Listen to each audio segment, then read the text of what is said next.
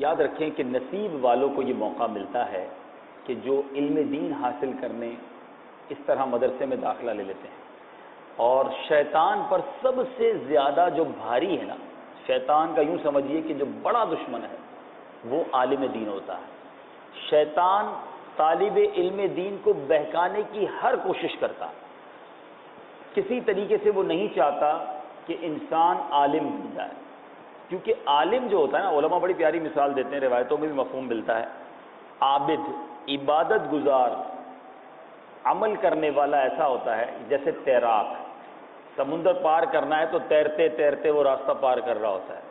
فرمایا عالم جو ہے وہ کشتی کی مانند ہوتا ہے، جو خود بھی پار لگتا ہے، اپنے اندر سوار کروا کے لوگوں کو بھی پار کروا دیتا ہے.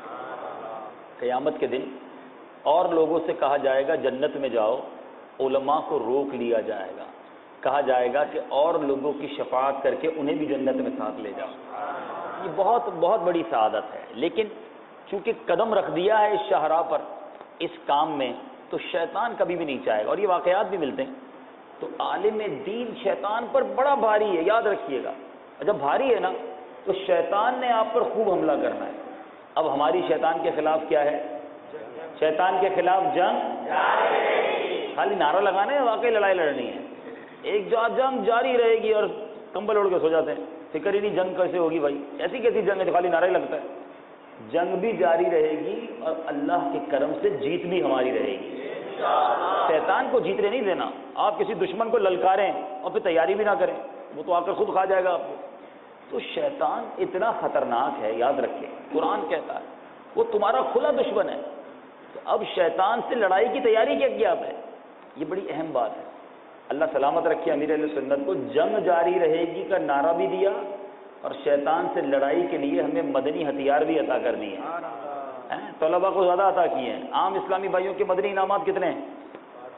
طلباء کے کتنے ہیں؟ جامعۃ المدینہ کے طلباء کے 92، باقیوں کو 72. آپ کو 92 کیوں دیے بھائی؟ آپ سے شیطان نے زیادہ لڑنا ہے تو آپ کو یہ مدنی ہتھیار دیے، عمل کری جاؤ اور شیطان کا مقابلہ کیے جاؤ، تو انشاءاللہ شیطان کو کامیاب نہیں ہونے دیں گے. درس نظامی کے ساتھ ساتھ بہترین مبلغ دعوت اسلامی بنیے. پھر دیکھیں دعوت اسلامی میں آپ کا مستقبل کہاں تک جاتا ہے اور بہت اچھے انداز سے آپ ترقی کرتے چلے جائیں گے. اپنے اساتذہ کا ادب بھی کریں. اللہ تعالیٰ آپ سب کو علم نافع عطا فرمائے، عالم با عمل بنائے، آپ کے حافظوں کو مضبوط فرمائے.